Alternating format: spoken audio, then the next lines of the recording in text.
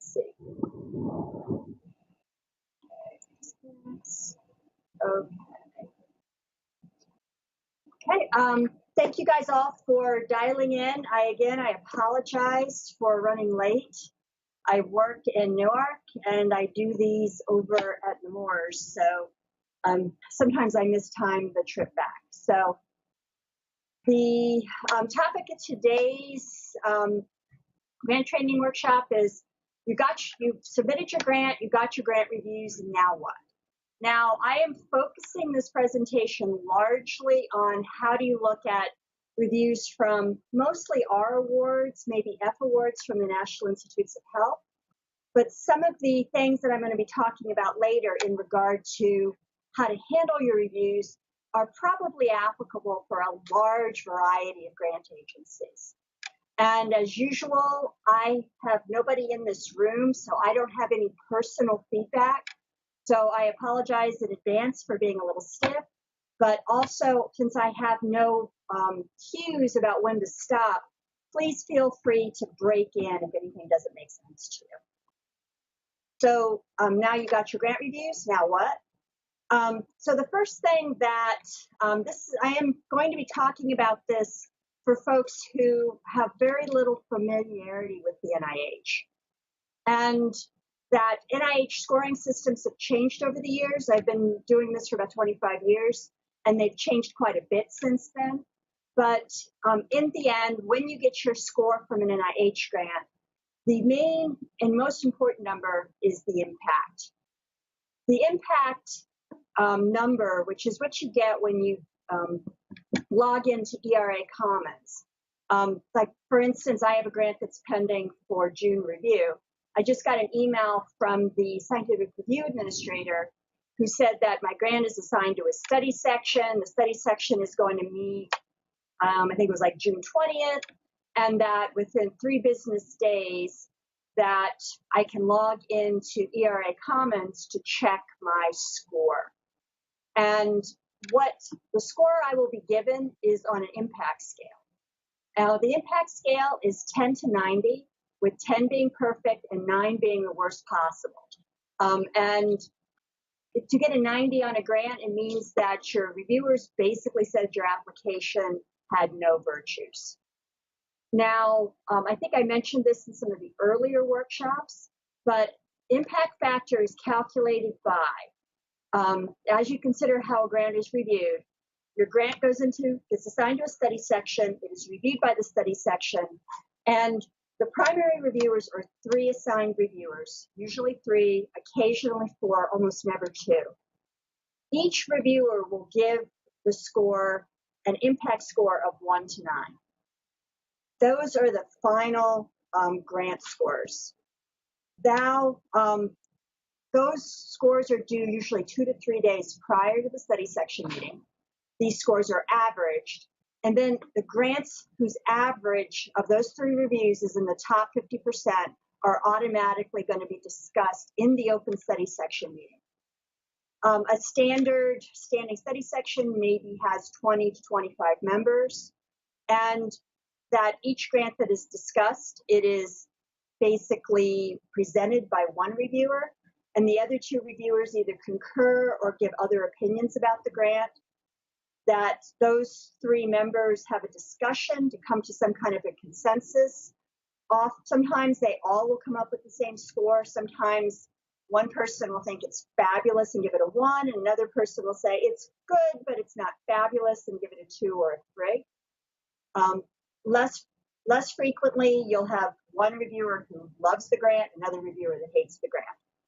Now, while the discussion often builds consensus, it doesn't have to, so that there is a range of scores. So maybe one reviewer gave it a 2, another gave it a 3, another gave it a 4. The other people in the room will then be asked to score the grant. Usually it's only based on reading your specific aims page and the content of the discussion and the scores. And they will decide which score to give within the range, 2, 3, or 4. Now, if the reviewers don't think that the score is appropriate, that the reviewers were too enthusiastic or not enthusiastic enough, they can give a score outside of the range, but they have to publicly state that and give a reason so that that can be reflected in the discussion commentary, which you'll get several weeks later. After all 25 members give their final scores, those scores are averaged and then multiplied by 10 to give you the final impact factor. That's the number you will see when you log into ERA Commons. Now, while it's possible to get scores from 10 to 90, in most cases you will only see a range from 10 to 40, in some cases 10 to 60. The first reason for this is that reviewers seldom give scores worse than a 6. Even if they really hate a grant, 6 is considered a pretty bad score practically from the study section. The second and most important reason, though, is that due to the triage system, where only the top 50% of grants submitted are discussed, that means that the grants that really are not considered competitive or have major flaws never reach discussion. Now, grants that are not discussed will either say not discussed, or most commonly, they will show ++ underscore.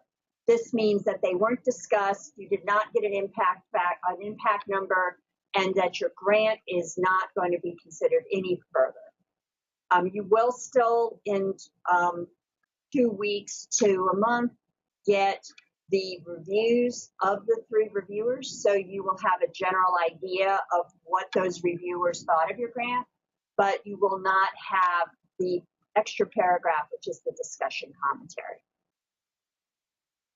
Now, the thing is that the impact score does not just telling you when you see it how good your grant did. I mean, of course, that's the most important piece of information.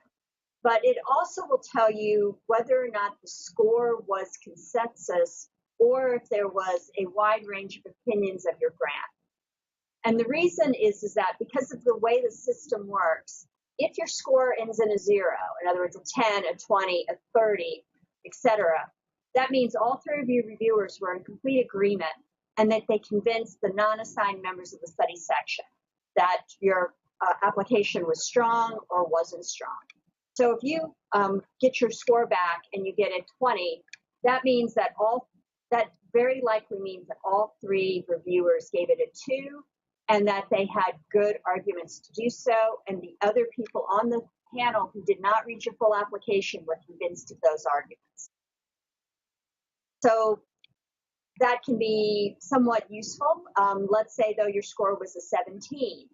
That would more likely indicate that some of your reviewers gave it a 1 and some of them gave it a 2, and more of the global study section found the 2 score more convincing than the 1 score. So that more people voted 2 than 1 under that case.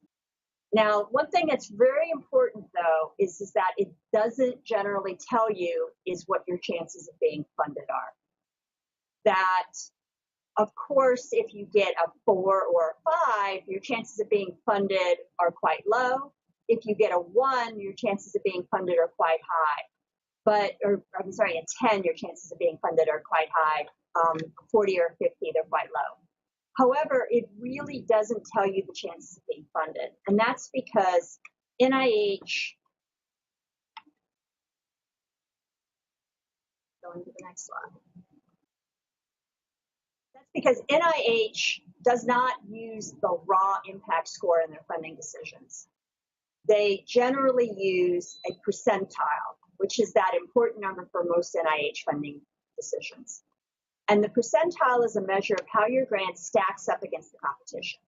So if you get a grant back and you are in the first percentile, that means your grant was in the top 1% of grants submitted and reviewed by that particular study section. That score could be a 2, or it could be a 19, or it could be a 20 or a 19. But you're in the top 1% of grants because that study section grades hard. In other situations, your score could be a 1 point or a 13, and you're still in the top 1%. That's a study section that tends to grade easy. And this is a very important normalization factor that NIH uses because different study sections have different cultures with upscoring, And that same impact score can have very different percentiles in different study sections. So it's a way to normalize what's going on between different study sections, which is important because most institutes fund grants that are reviewed by multiple study sections. And they have to make their funding decision by being able to directly compare. Now, this is predicated on the idea that every study section gets grants of equal quality, which is a very tough thing to prove or disprove. At least in my field, there's a couple study sections that have a reputation for being extremely tough, largely because it's a field that is chock full of National Academy members and Nobel laureates.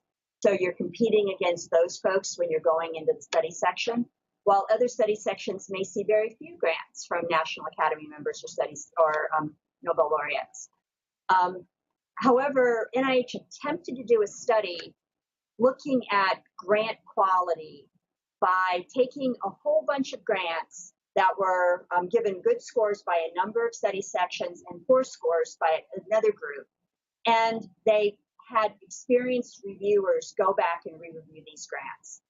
And what they found is the only correlation was grants that are reviewed by people expert in the subject area of the grant generally score better than grants that are reviewed by people who are familiar but not expert in the area.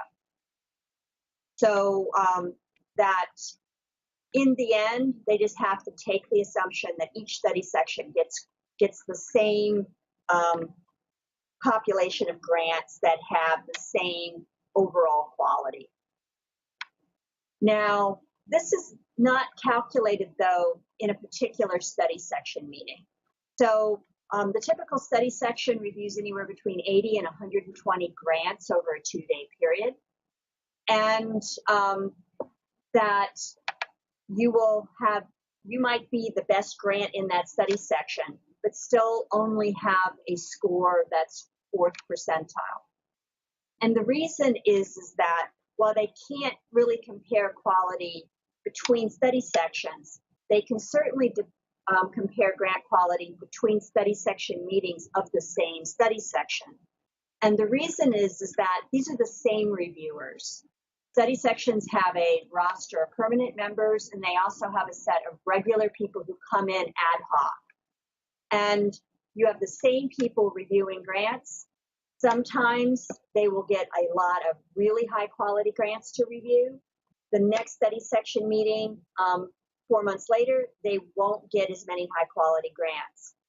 So they want to normalize that out. And how they normalize that out is looking at the average scores given over the past 3 study section meetings. So for my grant that is being reviewed in June, the percentile is going to be based on the average scores of grants that were reviewed in the June cycle. They reviewed in February of 2017, as well as in September of 2016. And it is a running average. And so this is just something to understand when you talk to people in percentiles, that you can't compare impact factors between your friends. You really have the question, the important number really is the percentile in funding decisions. Now, like impact factor, percentile can tell you some things, but not everything about getting funded. Now, the first one is that if you got no percentile and no impact score, your grant was in the bottom half of the applications, that you're not going to be funded, you're out of the pool completely, and that if you decide to reapply or to re-propose your science, you really should drastically change your application. It is possible to take a grant that has been not discussed and in the next submission take it to funding. I personally have done it once, but if you look at NIH statistics, the chances of a grant that has been not discussed on the first submission being discussed on the second is actually quite low. That if you then go to the so if you go to the numbers, that it's usually you're better off completely reworking the application and submitting the project as a new application under those circumstances. Now, another possibility is that your grant received no percentile, but you did receive an impact score. This means that your grant was reviewed in a situation with no percentile history, and that you need to contact the program officer to figure out what this means. This is typically seen in requests for applications, RFAs, grants where you essentially have the situation where the grant was submitted to a specific call for a particular kind of science. There weren't multiple study sections for this. It was not a standing study section, and impact scores were given. They don't percentile it because they don't have an entire 3-cycle history for it. This is also true for things such as, I'll use the IMBRI and the CTR programs as an example, that impact scores are given for those. They're not percentile because they're not reviewing enough grants to give a percentile history. In those situations, you have to contact the program officer to figure out what this means. Sometimes these are also situations where there is no triage. In all of the years I've been doing NIH grant review, there's only been one study section that I've ever sat on where there was no triaging. And it was a situation where it was a request for applications. They only got 7 applications for the request of applications, and some of them were quite bad. There was one where the final impact score going out was 80, and it was a really terrible grant. But they did not have enough grants submitted for the RFA to actually do a triage. But that's something most of you will not encounter generally. You could see that there's a very high percentile, over 45% or so. If that means you're either at that border, that not discussed threshold, sometimes you'll see, and that not discussed threshold, it's pretty strict at, depending on the study section, 45 or 50%. So under those circumstances, your grant didn't do well, but maybe you were right at the border where the line was cut. The other possibility is that there was a big disagreement among the reviewers. So let's say one person gave the grant a 2 and another person gave the grant a 7. The final average of those 2 opinions would be in the lower half of the grants reviewed. However, since one of the scores was very, very good, it gets pulled back into the discussion. That usually happens at the end of the meeting. That you could end up, and this will be very obvious when you see your reviews, you'll see a number that is unlikely to be a whole number for your actual impact score, and you'll get from the discussion why there was this really big disagreement among the reviewers. That one thing, though, is that I have seen minds change. So people get very, very cynical about this ability to pull grants off the not discussed list. But I can think of cases over the years where a grant, by the reviewer who really liked a grant, pulled it into the discussion and ended up getting a very high score because the person who scored it poorly just misunderstood what was going on. Okay, the last piece is that percentiles in the top 10% are great. And you'll see that and you'll be very excited. But it's very important to understand that that does not guarantee funding. This depends on the financial situation of your institute and institutional priorities, which is something I'll get to in a minute. Similarly, percentiles more than 10% are less great, but you still could be funded depending on the finances and, again, institutional priorities. This is also a group where you start to have, since a lot of you are young investigators, a lot of institutes give really big bounces to young investigators. These are cases where you then just kind of have to hold tight for a little while. So at this point, does anybody want to jump in with a question? Okay. All right. So the other piece of information, which I think a lot of people don't understand, and it took me a long time to get my mind around this, is percentiles success rates and pay lines are not the same number. And this is really important when you start to see, when you get your score and you're trying to make a good guess about whether your grant is funded or not. Percentile is how your grant basically stacked up in your study section, while success rate is the percentage of grants submitted that are funded. And when you look at, you can pull this information off the NIH website. And in fact, one of the handouts that Erin posted includes success rates for the year 2016. And one thing that you'll by each different mechanism. And one thing that you have to understand is that success rates that are published by the institutes are always higher, and sometimes a lot higher, than the percentile that are going to be funded. And the reason for this is that when they do this calculation, if you do an initial submission that is not funded and then submit a revised application that counts as a single application. Similarly, if your initial submission and your revised application are not funded, that also counts as one application. Further, that many institutes will give one-year bridge awards for well-established research projects they don't want to shut down. Those count as a success. So the success rate is generally a lot higher than the percentiles that are being funded. Now, pay line is something that is the percentile where the institute tries to fund all grants who do better than this. Some institutes have pay lines that are published and they adhere to them very strictly. For instance, the Institute of that studies bone biology, they have published pay lines on their website.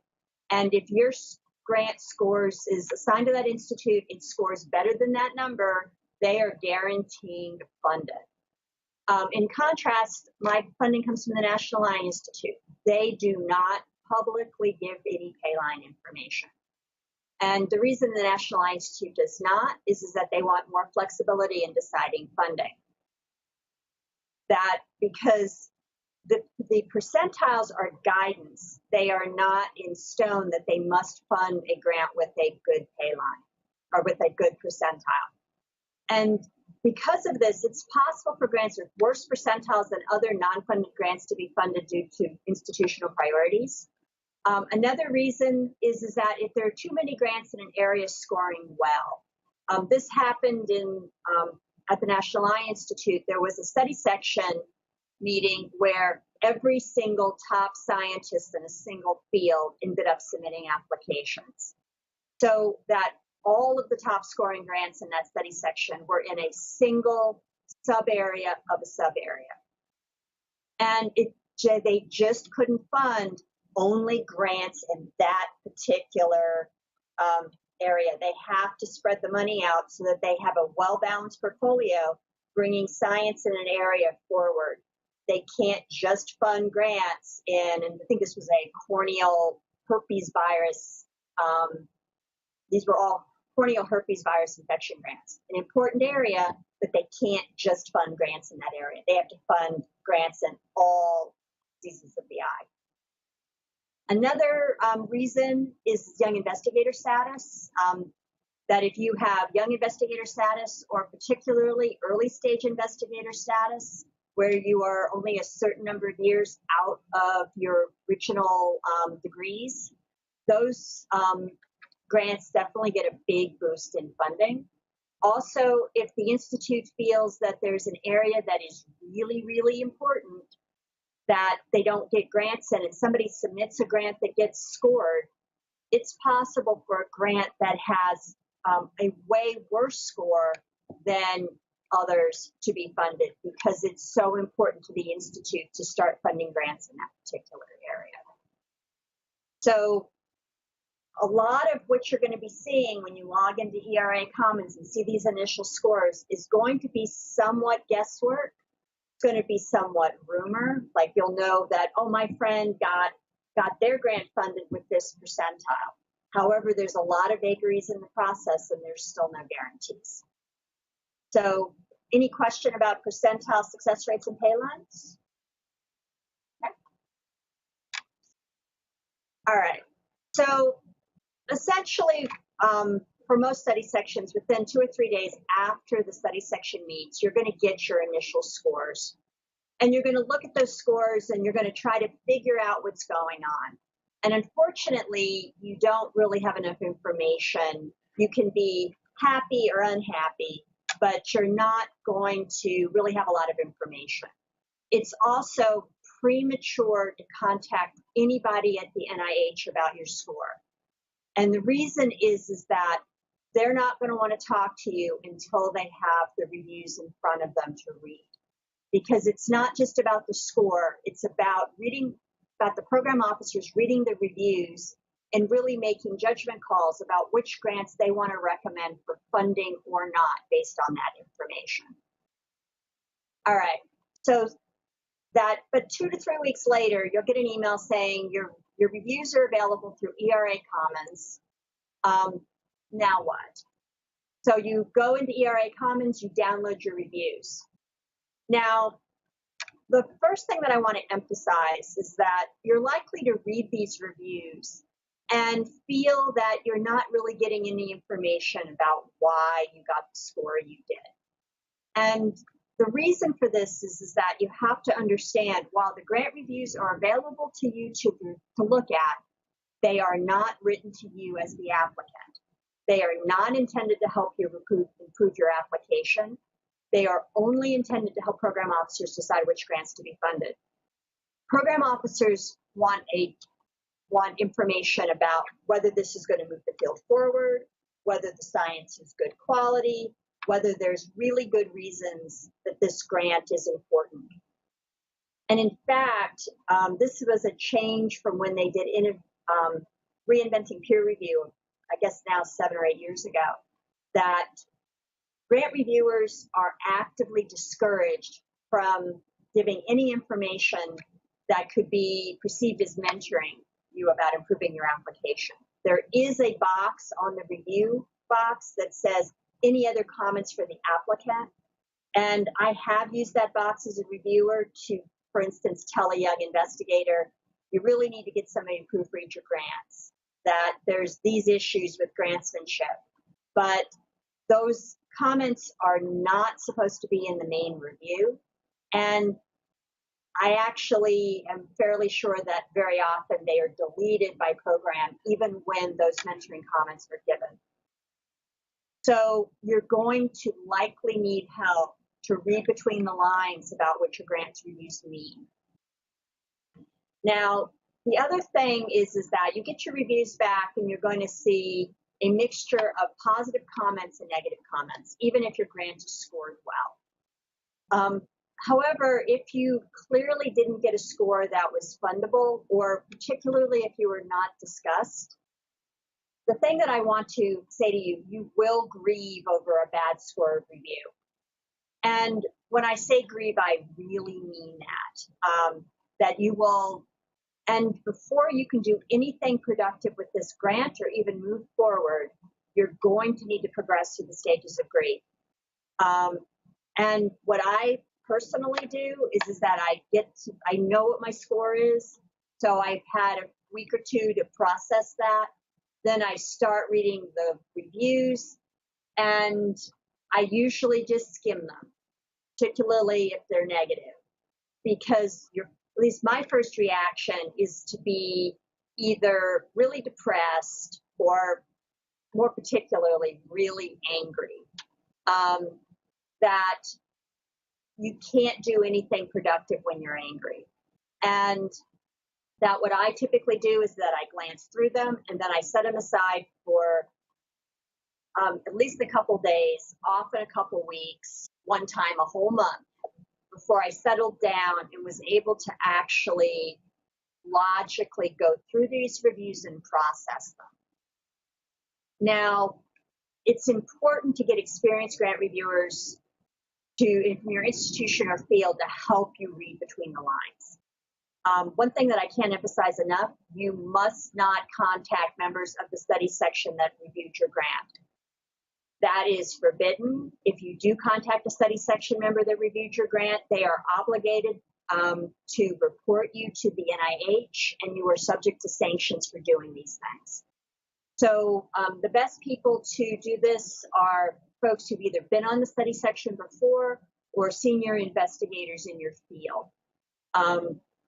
Now, you can decide when you want to share those reviews with people to give you some advice. That you might want to share them right after you get them. And in that case, you want to make sure you're sharing them with somebody who's going to be very supportive, because you're going to be generally probably somewhat upset. Or you might just want to wait to calm down yourself so that you can have a logical, reasonable discussion with somebody who's going to help you understand your grant reviews. But I have seen scientists shoot themselves in the head almost when it came to dealing with their reviews. Everybody here has published papers. You know you never give a snarky or a sarcastic rebuttal when you get paper reviews. It is the same thing with grant reviews in spades. You might feel that the reviewers were stupid. You have to be greatly appreciative and take on the responsibility, saying that you did not explain the science well enough.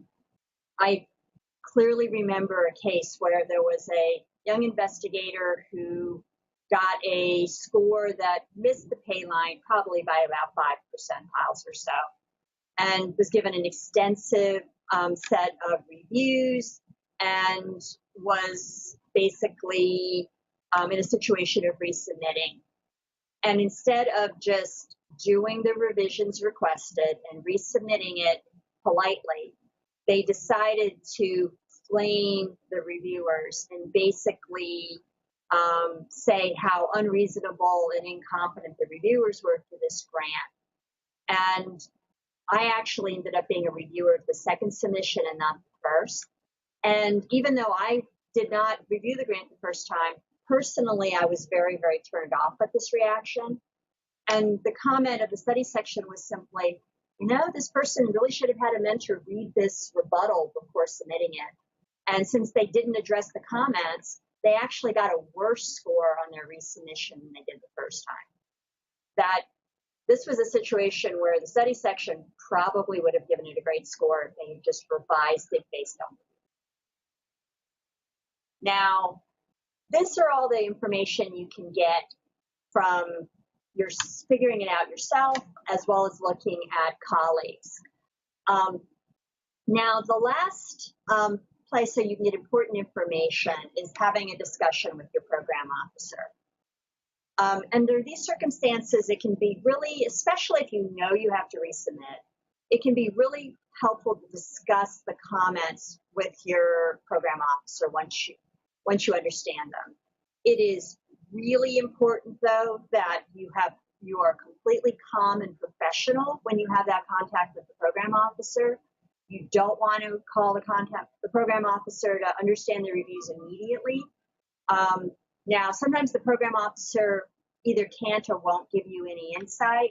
Maybe they did not hear the discussion. Program officers often will dial in and listen on the phone, or they'll even be present in the room, but maybe they just missed the discussion of your grant. Also, some program officers, just like some faculty, like mentoring young investigators, and others find it irritating. They're bureaucrats that they just want to shuffle money around, and they're not interested in mentoring young applicants. But there's an awful lot of program officers who are, and having a discussion with the program officers who have an idea of what the field's going to find important can sometimes really help you think about what you're going to do going forward. So any questions up to now? Okay. All right. Okay. Now, when you get your review, you're going to see a number of parts to it. That if your grant was discussed, you're going to see the very first thing you're going to see is just the summary of the application. All that is the abstract that you submitted when you submitted the application. The next piece will be the summary of the discussion. That is basically a summary of the oral comments in the room. It will have some information from the written comments, but it also will have comments from other members of the study section or points that were brought out in the in-room discussion that were not brought out or might not be clear in the reviews themselves. It's basically meant to be an executive summary of what drove your score. If your grant was not discussed, though, that paragraph will be missing because there was no discussion to make a summary of. Now, no matter whether your grant is discussed or not discussed, though, you will receive criterion scores and criterion reviews. What the criteria scores are what are considered scoreable criteria. So there'll be a score on investigator. Do they think the investigator is well trained? Do they have the expertise to do the project? Is this an investigator that can really get this project done? And that's on a score from 1 to 9. All 3 of your reviewers will give an investigator score. And then if they will give a few bullet points explaining what drove that score. Maybe you get a 1 because you have just published in the area of the grant and you are up and coming, or the reviewers saw you give a great talk at a conference. Or maybe you'll get a 5 because you haven't published anything in 4 years and it's not clear you have expertise in the area. It's basically an evaluation of whether you as an investigator can really get this work done. And as we talked about in one of the earlier sessions, this is why it's really important to do a good job on your biosketch, because if the reviewer doesn't know you, they will only figure out your skills, expertise, and abilities from the biosketch. Environment. Environment is usually something that is scored pretty high, but if you're at an institution that is not known to the reviewer, that's when it's, again, very, very important to write great environment pages. If you're working on a rare disease, that's where you justify that you're really seeing enough patients to be able to do your study.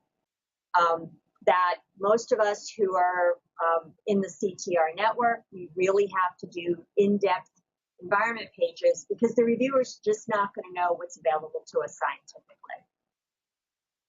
Significance. Significance is essentially how important this topic is to the field. It's not if you write your grant on cancer, everybody can say cancer is significant. That's not going to give you a high significance score. It's going to be the unanswered question you're trying to answer with that grant really is a significant one to move the field forward. Innovation, that is this just me too, something that everybody in the field is doing, or are you really addressing something interesting and important that other people aren't going for? And then finally, the research plan, which is the meat of the application.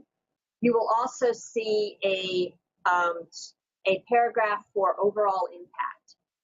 The thing to understand about impact is that it's not just, it's very different than significance, because a project can be highly significant and get a low impact because the reviewers are not convinced that the environment and the research plan and the investigator are sufficient to actually achieve the promise of the significance of the proposal. Now, when you are looking at criterion scores, you have to keep in mind that the impact score is not an average of criterion scores. Some of these may not even be considered strongly by the reviewer. I'll use environment as an example because probably 90–95% of grants submitted to the NIH are coming from places with excellent scientific environments. This basically means environment isn't really considered strongly when scoring a grant. NIH has done studies on this, and they found that, as you might expect, the impact score and the research plan score have the closest correlation. However, that correlation is not 100% because the other pieces of the puzzle are brought in. However, if you look at the balance of the criterion scores, they can give you some guidance about what needs to be worked on, what irritated the reviewer, etc.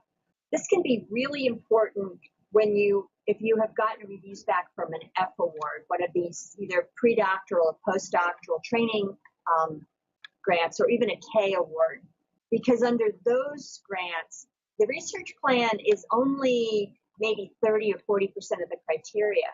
The rest is really the potential to somebody to become an independent investigator and the training potential.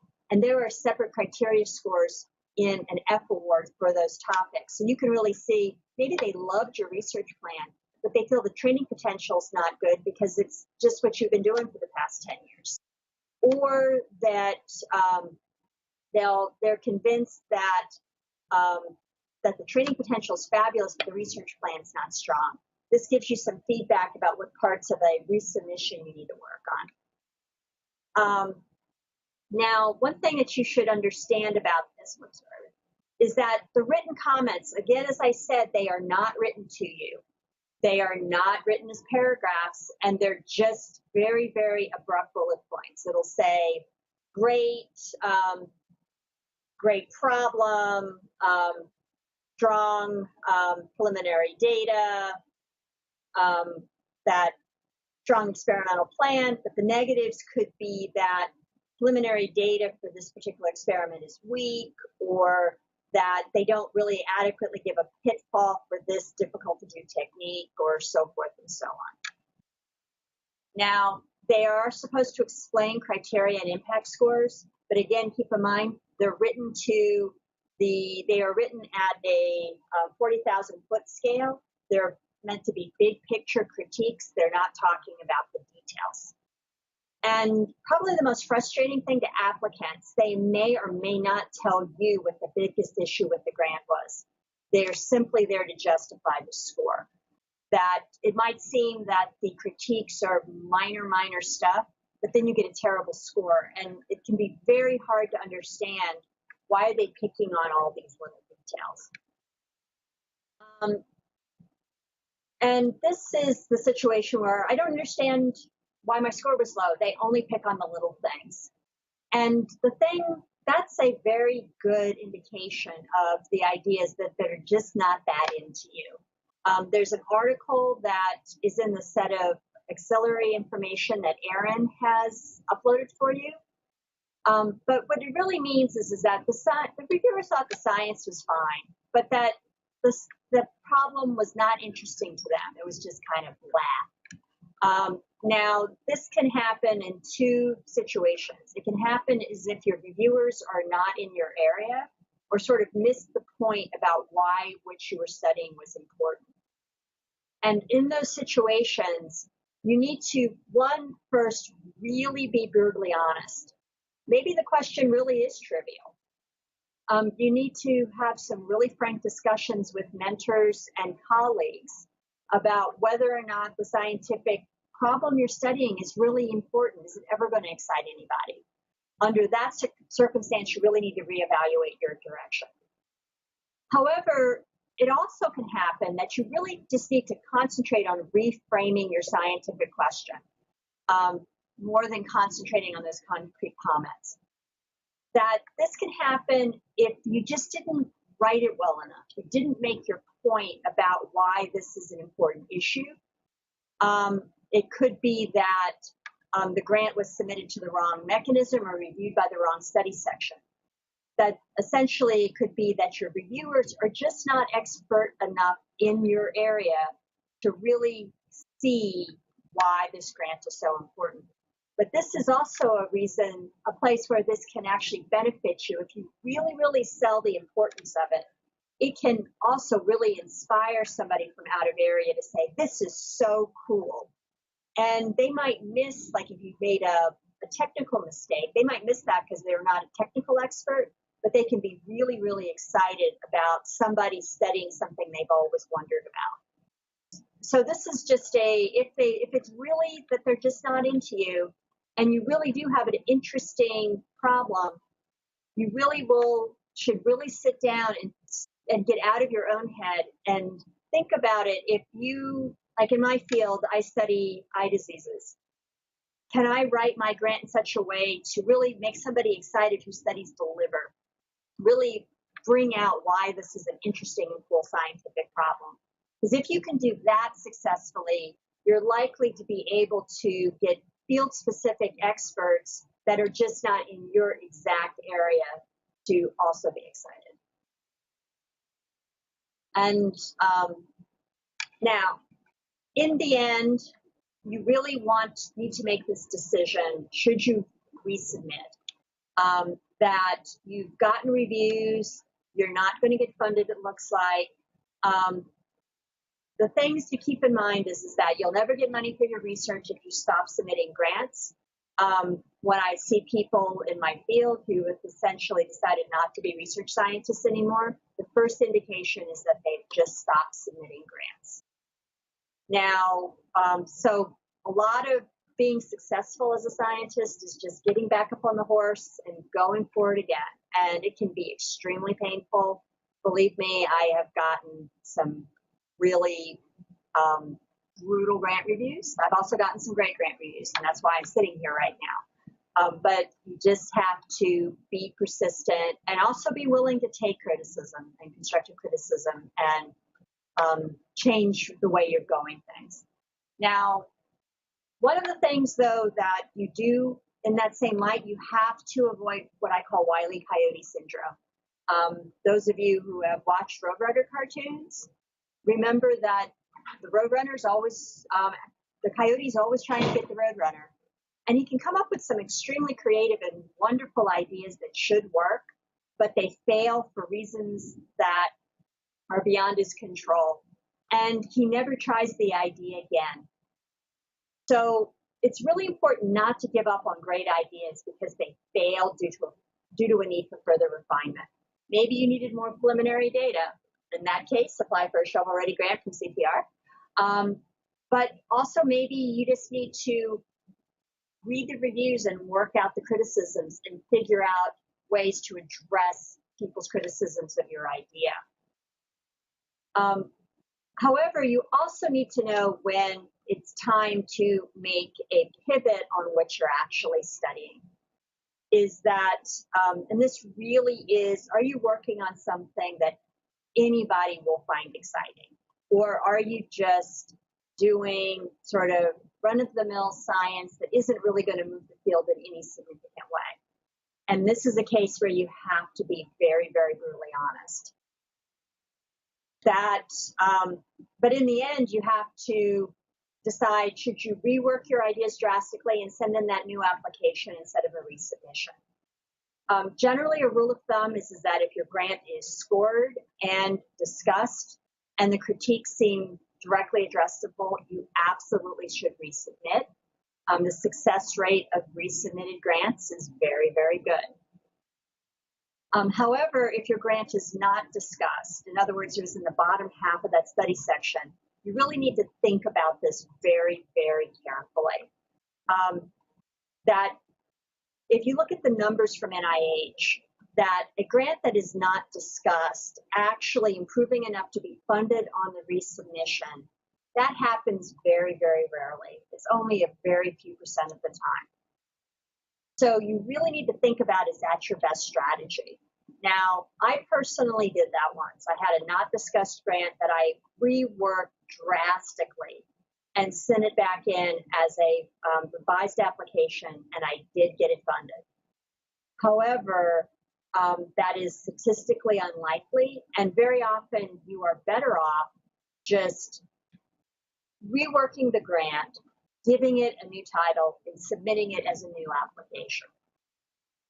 And that also can help because then the first set of reviews do not follow that grant, which that can be a good thing or a bad thing, depending on how the grant scored in the first place.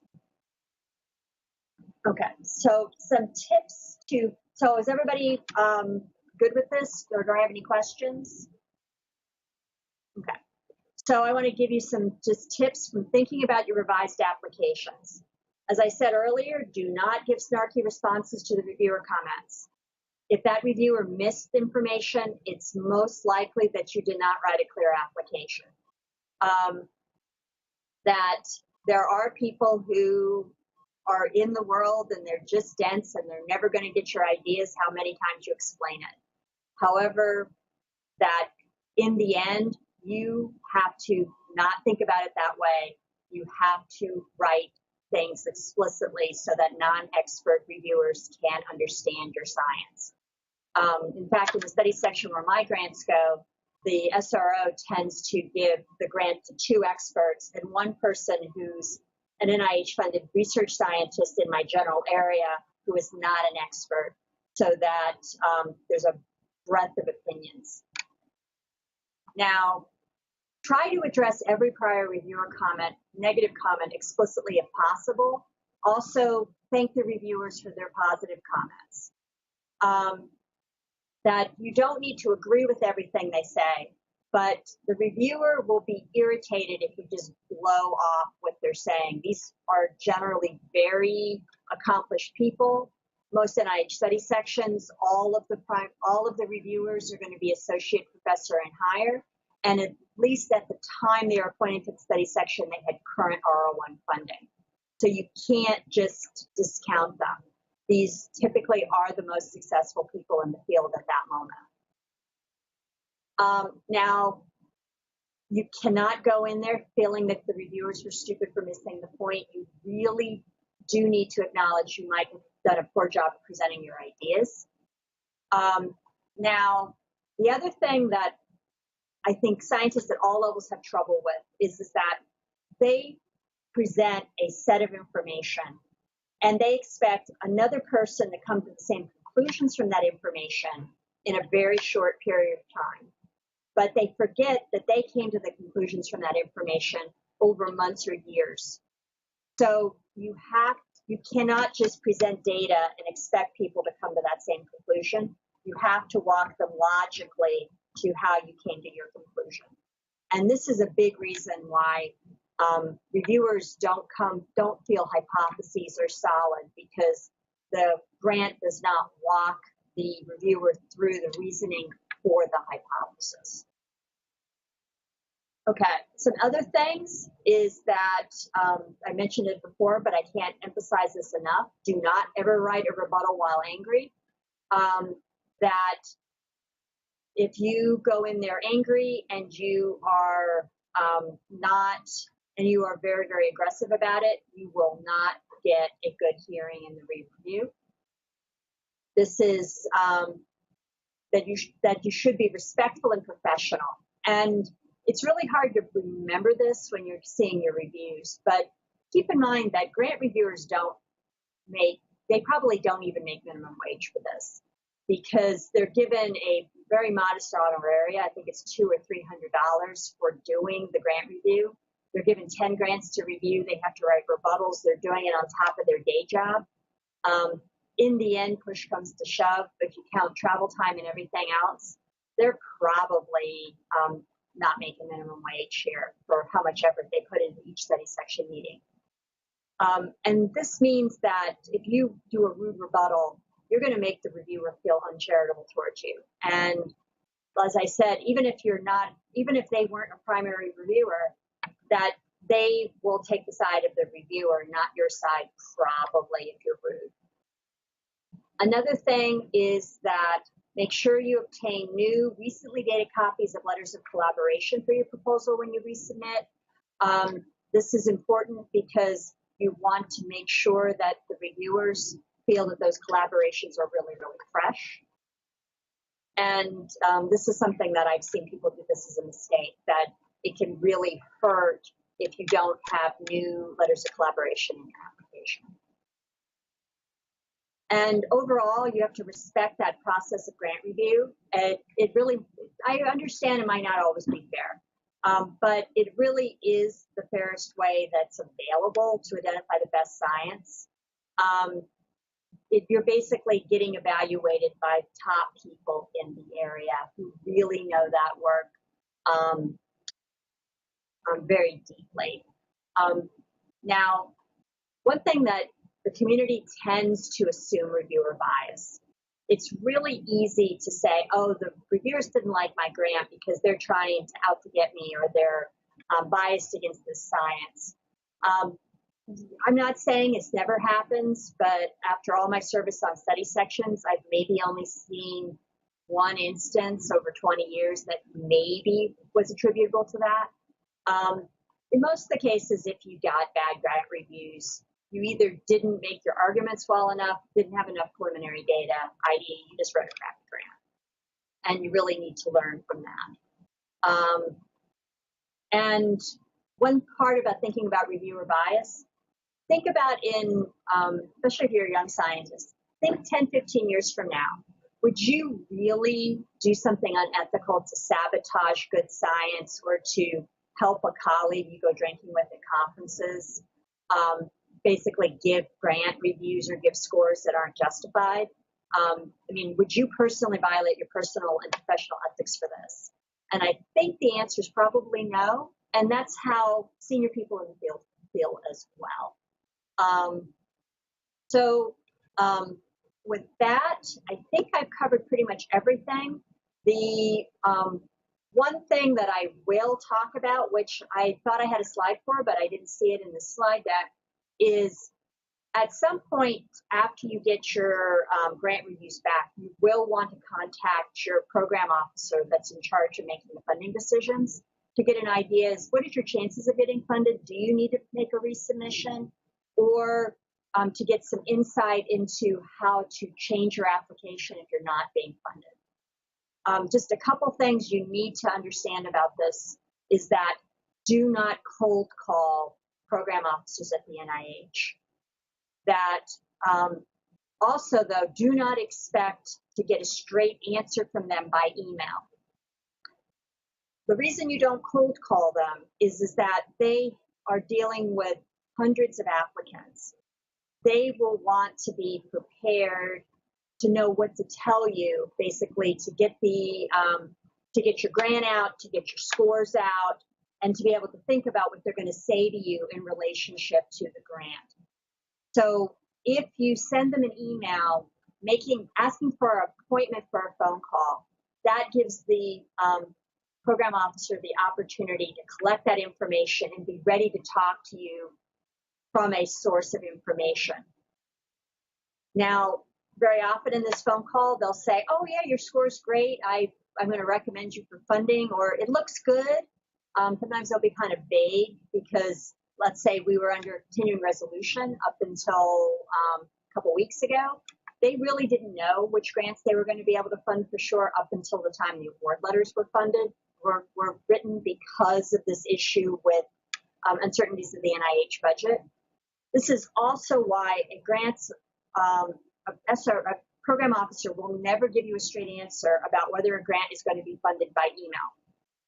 That if you, let's say, you say, I got a 9th percentile on my grant, and you write this in an email to your program officer, am I going to be funded or not?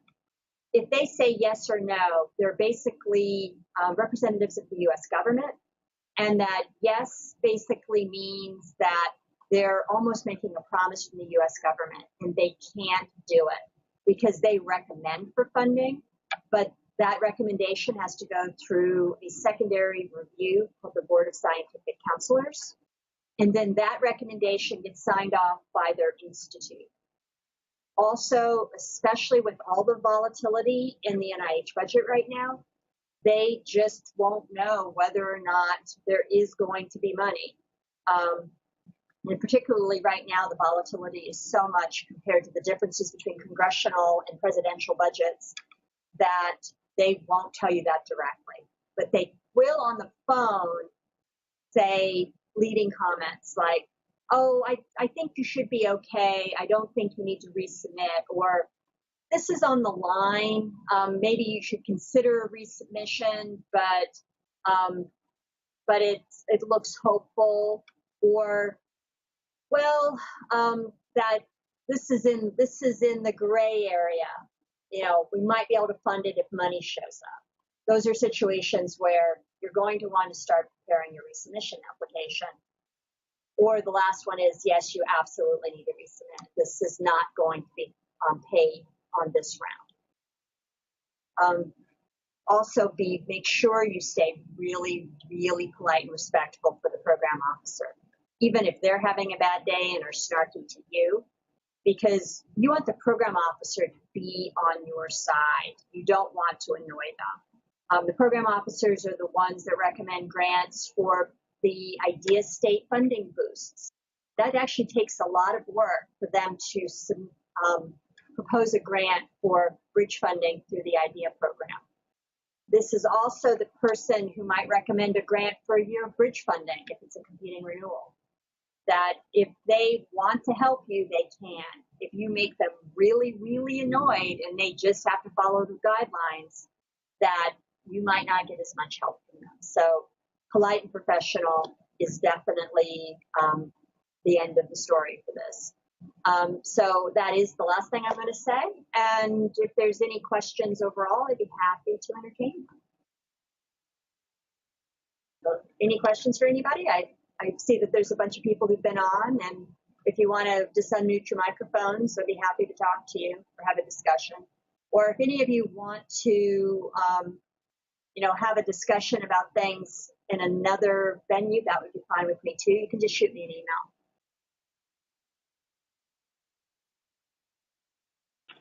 Melinda, I had a question. This is Alyssa from MUSC. So can you say what the rationale is behind having the whole group score the grant, even though only 3 people know it really well?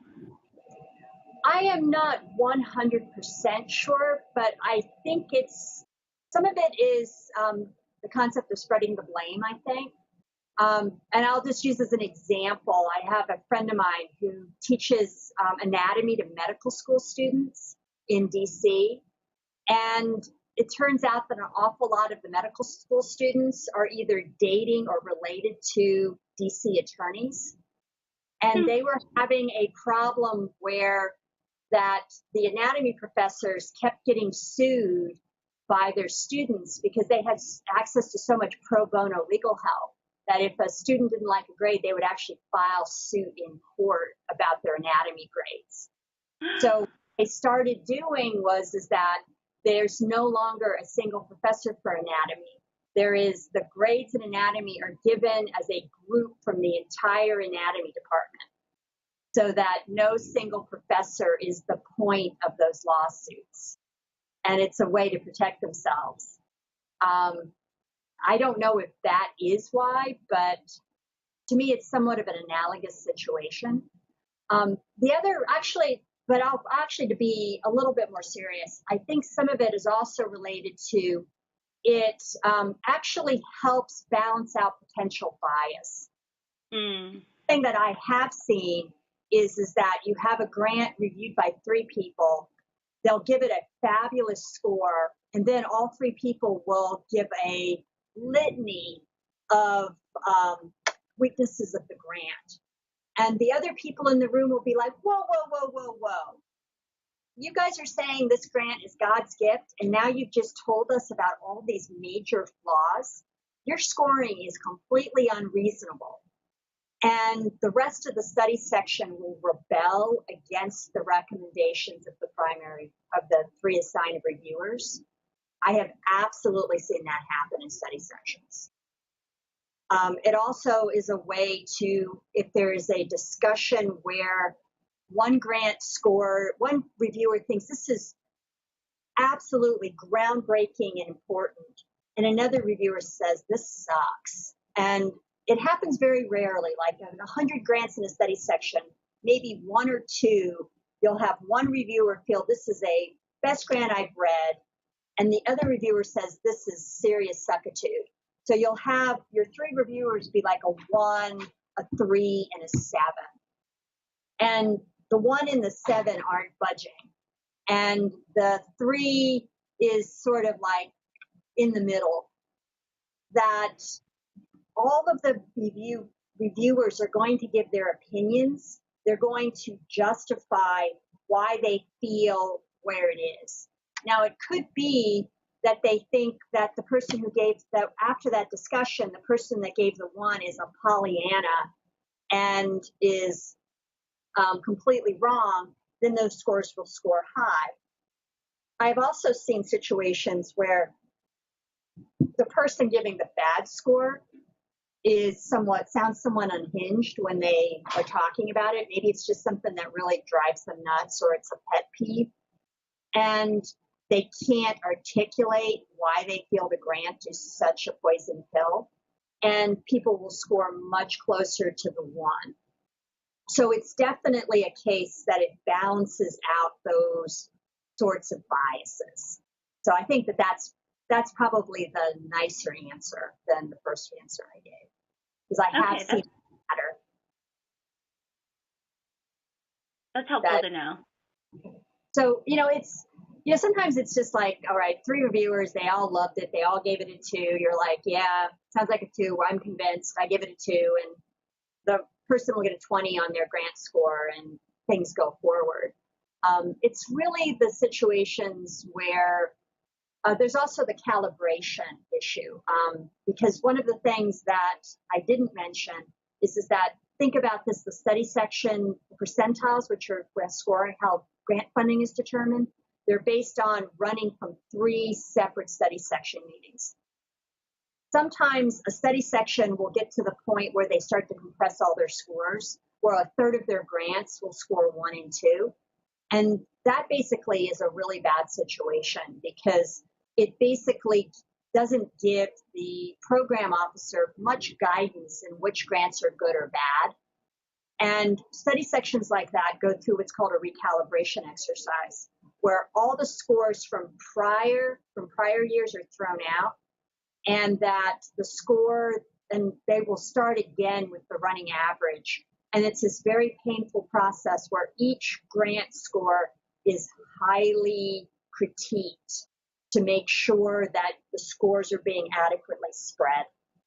And when that's happening, that especially the study section meeting after that calibration exercise, which is very painful, there's a lot of really deep critique about, are you grading too hard, or are you grading too easy here?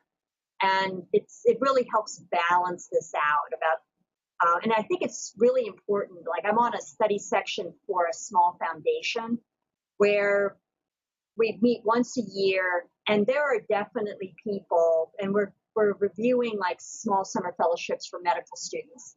There are people who will give the biggest dreck a very high score, because it's like, oh, the medical student, how sweet, but they don't have enough money to fund everybody.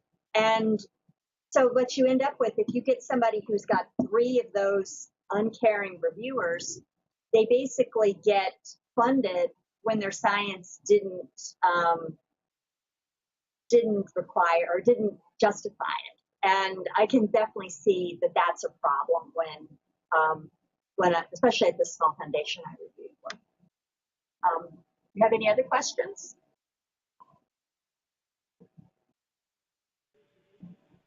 Are we good? So if there's no other questions, I guess we'll turn off for today. I think we have one more meeting in June, and I don't remember the date right now, but Erin keeps us all honest, so she'll definitely let us all know. Okay? Thank you guys very much, and it was a pleasure. Thanks.